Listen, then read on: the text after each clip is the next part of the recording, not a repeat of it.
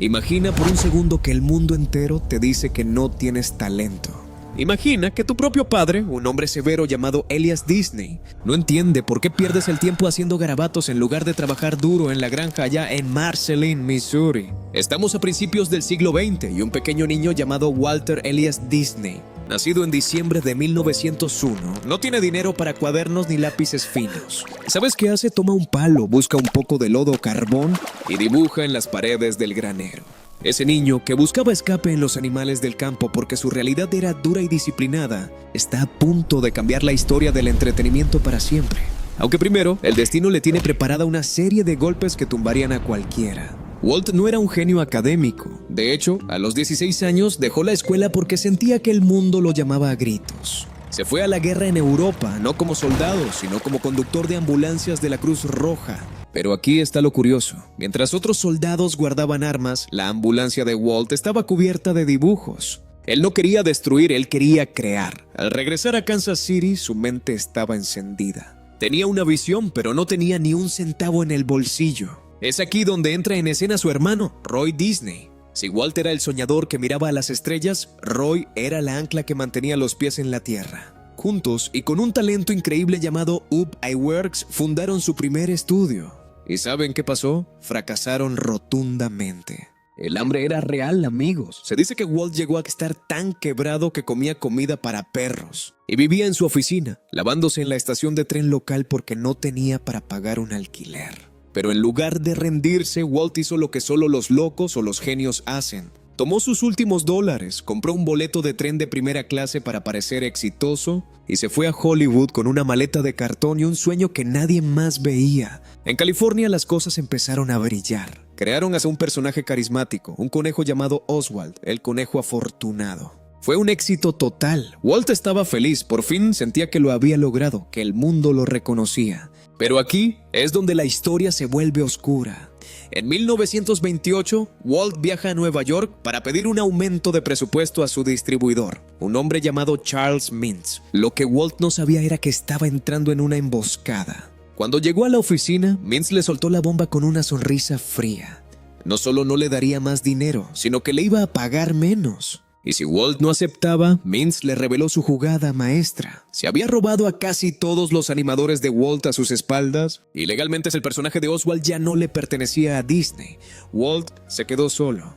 Le habían quitado a su hijo artístico, le habían robado su equipo de trabajo y lo habían dejado en la calle, traicionado por la gente en la que confiaba. Cualquier otra persona se habría sentado a llorar en la acera de Nueva York. Pero mientras Walt subía al tren de regreso a California, con el corazón roto y la rabia quemándole el pecho, no estaba pensando en la derrota. Estaba mirando por la ventana, escuchando el traqueteo de las vías, y empezó a bocetar algo nuevo. Un personaje pequeño, con orejas redondas y una chispa de rebeldía en los ojos. Ese día, en medio de la traición más grande de su vida, nació un ratón. Pero lo que Walt no sabía es que ese ratón no solo lo salvaría a él, sino que se convertiría en el símbolo de esperanza más grande del planeta. Pero el camino apenas comenzaba, porque para que ese ratón viviera, Walt tendría que arriesgarlo absolutamente todo, incluso su propia cordura. Walt bajó de aquel tren en California con una sonrisa forzada. Su esposa, Lillian, lo esperaba en la estación y él, ocultando el dolor de haber perdido a su amado conejo Oswald,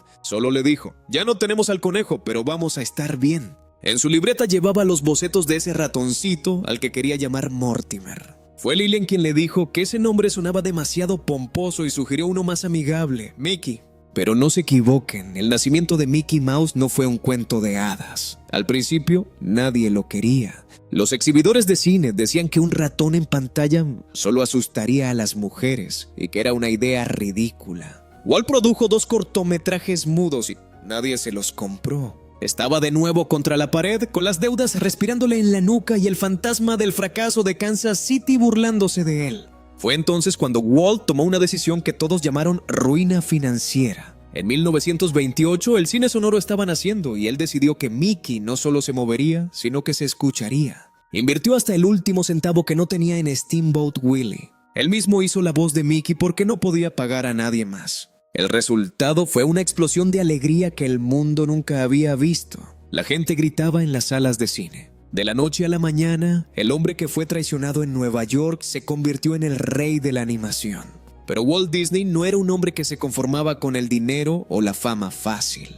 Él tenía un hambre de perfección que empezaba a asustar a su hermano Roy. Walt ya no quería solo cortometrajes de unos minutos. Él quería hacer algo que nadie en la historia de la humanidad había intentado. Un largometraje animado de 1 hora y media. Estamos hablando de mediados de la década de 1930.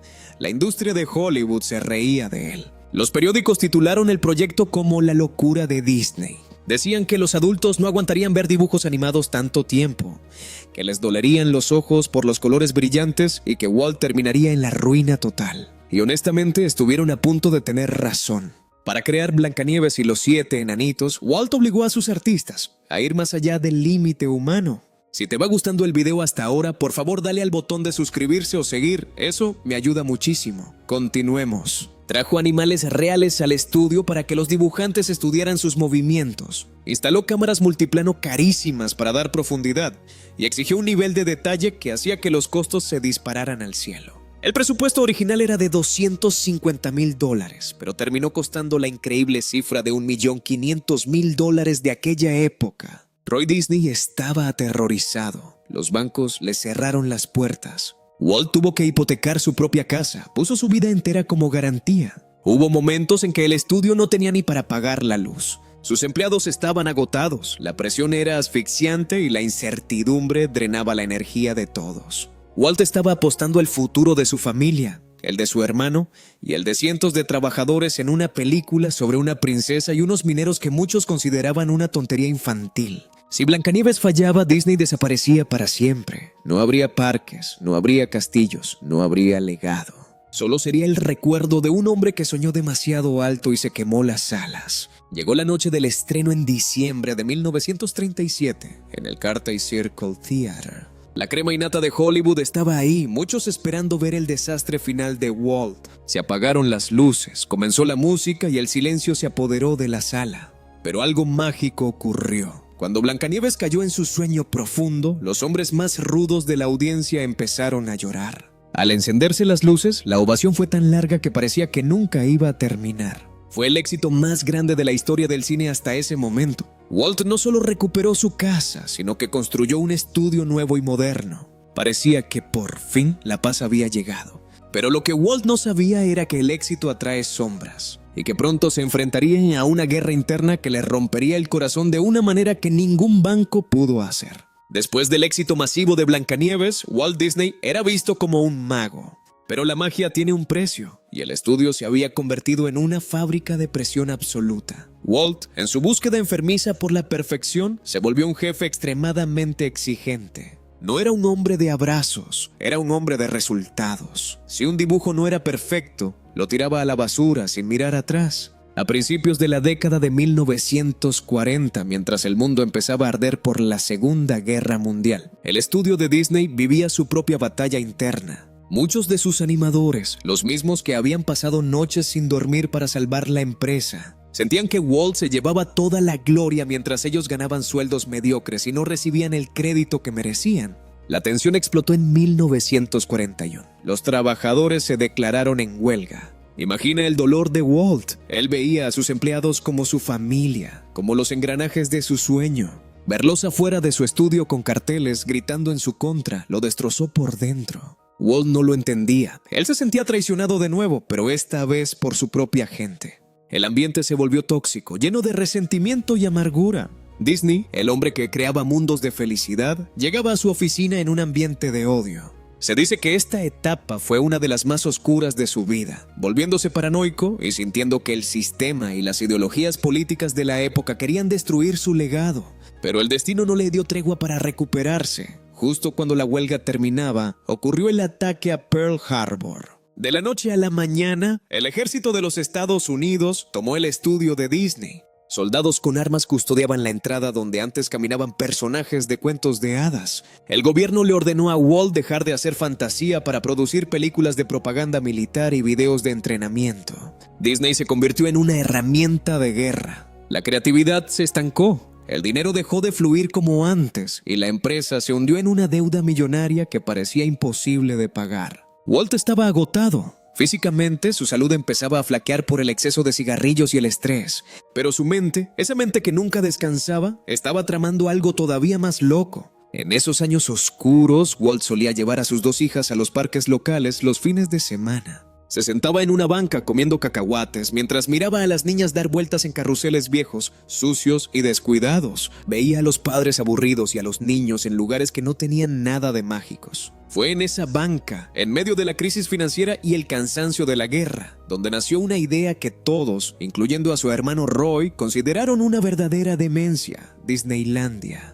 Walt quería construir un lugar donde los adultos y los niños pudieran ser felices juntos. Un lugar que no fuera un simple parque de diversiones, sino un mundo vivo. Pero había un problema: no tenía ni un centavo. Los bancos lo llamaron loco. Su propia familia le suplicó que se detuviera. Le dijeron que un parque así se llenaría de gente extraña, que el mantenimiento sería una pesadilla y que caería en la bancarrota definitiva. Walt llegó al punto de desesperación tal que tuvo que vender su seguro de vida y cada propiedad que tenía para financiar los planos. Pero no era suficiente. Entonces hizo un pacto con el diablo de la época, la televisión. En 1954 aceptó crear un programa para la cadena ABC a cambio de que ellos invirtieran en su parque. Walt estaba apostando su nombre, su honor y hasta el último rincón de su fortuna en un pantano lleno de naranjos en Anaheim, California. El estrés era tan grande que Walt a veces se encerraba a llorar en su oficina. Sabía que si Disneyland fallaba, no habría una segunda oportunidad. Era el todo o nada.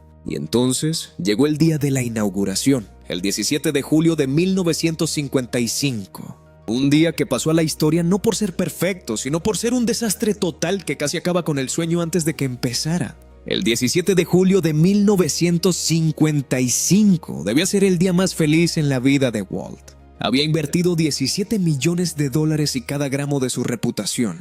Pero lo que ocurrió ese día fue tan desastroso que dentro de la compañía lo bautizaron para siempre como el Domingo Negro. Imagina el caos. Walt había invitado a unas pocas miles de personas, pero aparecieron más de 20,000 con entradas falsificadas. El calor era un infierno, superando los 38 grados centígrados. Debido a una huelga de fontaneros, Walt tuvo que elegir. Quería que funcionaran los baños o las fuentes de agua. Eligió los baños. La gente, desesperada por la sed, pensó que Walt lo hacía a propósito para obligarlos a comprar refrescos. Los periódicos lo llamaron avaro y cruel al día siguiente. El asfalto de la calle principal, la Main Street, se había vertido esa misma mañana y estaba tan blando que los tacones de las mujeres se quedaban clavados en el suelo. Las atracciones se averiaban, la comida se acabó en 1 hora y para colmo, la transmisión en vivo por televisión, la más grande hasta la fecha, fue un desfile de errores técnicos, cables tropezados y cámaras fallando. Walt estaba devastado. Mientras el mundo veía un desastre por televisión, él caminaba por el parque viendo cómo su sueño se hundía en el caos.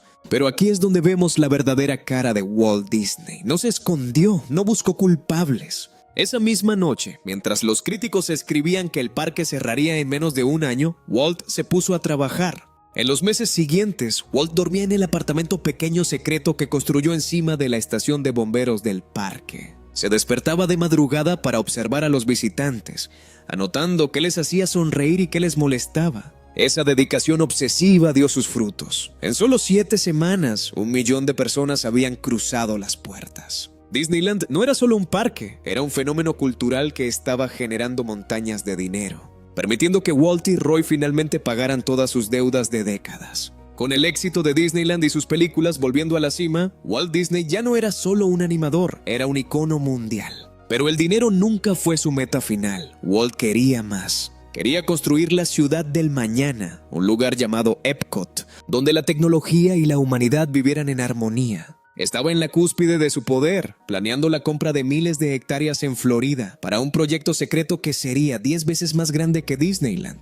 Sin embargo, en medio de esta euforia, algo empezó a fallar. Walt, que siempre había parecido invencible, empezó a sentirse cansado. Una vieja lesión de polo le dolía más de lo normal, y su tos, esa tos persistente de fumador empedernido que todos en el estudio usaban para saber que él se acercaba por los pasillos, se volvió profunda y dolorosa. En 1966, mientras el mundo esperaba ver cuál sería el siguiente truco de magia del gran Walt Disney, el hombre detrás del ratón recibió una noticia que no pudo solucionar con dibujos ni con imaginación. Los médicos le encontraron un tumor en el pulmón izquierdo. Le dieron muy poco tiempo de vida. Lo más desgarrador de esta etapa es que Walt, incluso en su cama de hospital, no hablaba de la muerte. Miraba al techo y, usando las baldosas como si fueran un mapa, le explicaba a Roy dónde irían los edificios, las calles y los trenes de su nuevo mundo en Florida. Estaba diseñando el futuro mientras su propio tiempo se agotaba. En diciembre de ese mismo año, solo 10 días después de cumplir 65 años, el corazón de Walter Elias Disney se detuvo. El mundo quedó en un silencio absoluto. El hombre que nos enseñó a creer en las estrellas se había ido, dejando una empresa gigante, un parque a medio terminar en Florida y un vacío que parecía imposible de llenar. Pero lo que sucedió después de su muerte es quizás la parte más increíble de toda esta historia. Porque es ahí donde el mito se separa del hombre y nace una leyenda que incluso hoy sigue viva. La mañana del 15 de diciembre de 1966, el mundo se despertó más gris. La noticia de la muerte de Walt Disney cayó como un balde de agua fría sobre una generación que no concebía la infancia sin él. Fue entonces cuando empezaron los rumores, esos que aún escuchas hoy en las esquinas de internet, que si Walt había sido congelado criogénicamente esperando que la tecnología del futuro lo reviviera. Pero la verdad es mucho más humana y a la vez más poderosa. No hubo cápsulas de hielo, hubo cenizas y un dolor profundo en un hombre que se quedó solo para cargar el peso de un imperio. Su hermano Roy Disney. Roy estaba listo para retirarse, estaba cansado y viejo. Pero cuando Walt murió, Roy entendió que no podía dejar que el último sueño de su hermano muriera con él. Pospuso su jubilación y dedicó cada aliento de sus últimos años a terminar el proyecto de Florida. En octubre de 1971, cuando llegó el momento de inaugurar el parque, Roy hizo algo que nos pone la piel de gallina a todos. Insistió en que el lugar no se llamara simplemente Disneyland Florida, sino Walt Disney World. Él quería que todos supieran que ese reino era de su hermano. Se dice que en el día de la inauguración alguien le dijo a Roy, qué lástima que Walt no pudo ver esto. A lo que Roy respondió con una sonrisa sabia, te equivocas. Él lo vio primero, por eso es que ahora nosotros podemos verlo. Apenas 3 meses después de cumplir su promesa y honrar a su hermano, Roy también falleció. Los dos pilares se habían ido. Pero ¿qué pasó con la empresa? Disney pasó por décadas de oscuridad. Sin el genio creativo de Walt, el estudio perdió el rumbo. En los años 70 y 80, la compañía estuvo a punto de ser desmantelada por tiburones financieros que querían venderla por partes. Estuvieron al borde del precipicio, enfrentando críticas que decían que la magia había muerto con su creador. Sin embargo, el espíritu de Walt parecía estar impregnado en las paredes. A finales de los 80 ocurrió el milagro conocido como el renacimiento de Disney. Con la misma valentía que Walt tuvo para hacer Blancanieves, el estudio apostó por nuevas historias como La Sirenita, Aladín y la majestuosa El Rey León. La empresa no solo sobrevivió, sino que se convirtió en el monstruo del entretenimiento que conocemos hoy, adquiriendo universos enteros como Star Wars, Marvel y Pixar. Hoy, el nombre Disney es sinónimo de sueños, pero no debemos olvidar el costo de esos sueños. Walt Disney no fue un santo, fue un hombre complejo, terco, a veces duro y siempre obsesivo. Fue un hombre que comió comida para perros para poder comprar tinta, que fue traicionado por sus amigos y que puso su propia casa en juego más veces de las que cualquier psicólogo recomendaría. Su historia nos enseña algo vital, algo que te tienes que llevar hoy. El fracaso no es lo opuesto al éxito, es el ingrediente principal. Walt no triunfó a pesar de sus fracasos, triunfó gracias a ellos. Cada vez que le robaban un personaje o le cerraban una puerta, él construía una puerta más grande. Así que la próxima vez que veas ese castillo iluminado al principio de una película o escuches la voz de ese pequeño ratón, recuerda que todo empezó con un niño en una granja que no tenía ni para papel, pero que se negó a aceptar que su realidad fuera el límite de su imaginación. Walt Disney se fue, pero nos dejó una lección que resuena en cada rincón del planeta. Si puedes soñarlo, puedes hacerlo. ¿Y tú? ¿Qué vas a empezar a construir hoy mismo? Porque el mundo está esperando tu próximo gran dibujo en el lodo. Si te ha gustado el video, por favor dale al botón de suscribirse o seguir. Eso me ayuda muchísimo. Hasta la próxima.